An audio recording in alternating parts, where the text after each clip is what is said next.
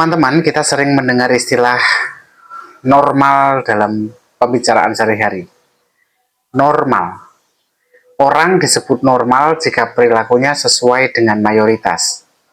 Dalam psikologi, istilah normal itu bahkan dipakai dalam bentuk yang resmi. Ada semacam manual diagnostiknya seperti DSM yang membagi mana yang dianggap normal dan mana yang disebut gangguan. Tapi kan pertanyaan mendasarnya adalah apakah normal itu sungguh nyata atau hanya konstruksi sosial? Michel Foucault, filsuf Prancis, memberikan kritik tajam. Menurut Foucault, konsep normal itu bukan sesuatu yang netral, tetapi hasil dari kekuasaan. Jadi sejak abad ke-18, kalau menurut Foucault, masyarakat itu mulai mengatur perilaku manusia dengan standar medis. Lalu kemudian ada standar lain, yaitu hukum dan moral. Masyarakat atau siapapun lah yang tidak sesuai dengan standar yang diberi label normal itu, maka dianggap sebagai abnormal. Yang tidak sesuai dengan kelaziman disebut gila atau sakit jiwa.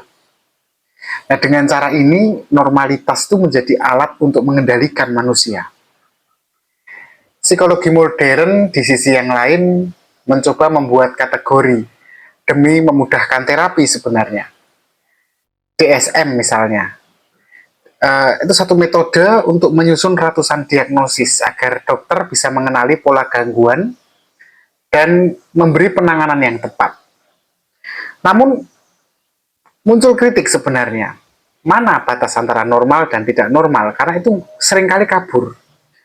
Dan batasnya itu selalu berubah dari waktu ke waktu, sesuai dengan edisi-edisi jurnal ilmiah psikologi. Itu menunjukkan bahwa normal dan tidak normal itu akhirnya juga dipengaruhi oleh masyarakat dan kebudayaan. Sebagai contoh nyatanya adalah homoseksualitas. Homoseksualitas dulu pernah tercatat sebagai gangguan di dalam DSM psikologi. Tetapi sekarang sudah dihapus. Pertanyaannya, apakah itu karena manusia berubah, ataukah definisi yang normal itu berubah sesuai dengan nilai sosial? Teman-teman, filsafat sebenarnya mengingatkan kita bahwa label normal itu tidak pernah sepenuhnya objektif. Label normal itu selalu lahir dari konteks sosial, politik, dan budaya tertentu. Sementara psikologi menegaskan bahwa kategori yang tetap itu dibutuhkan. Karena kalau tidak ada kategori yang tetap dan saintifik, praktek terapi akan kehilangan arah. Nah, dilema semacam ini penting untuk kita ketahui, terutama ketika kita bicara soal kesehatan mental. Apakah orang yang berbeda dari mayoritas otomatis harus diberi label gangguan? Ataukah sebenarnya perbedaan itu justru bagian dari keragaman manusia? Untuk itu teman-teman kita perlu hati-hati ya, untuk ngecap atau melabelkan normal sebagai ukuran yang mutlak.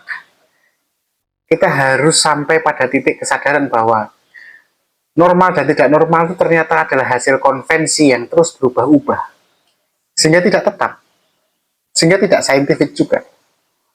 Dan ketika kita terlalu kaku memakai istilah normal dan tidak normal, kita bisa loh melukai orang-orang yang sebenarnya hanya hidup dengan cara yang berbeda dari yang lazim. Pada akhirnya, pertanyaan kritis tetap terbuka. Apakah kita sungguh ingin menjadi normal?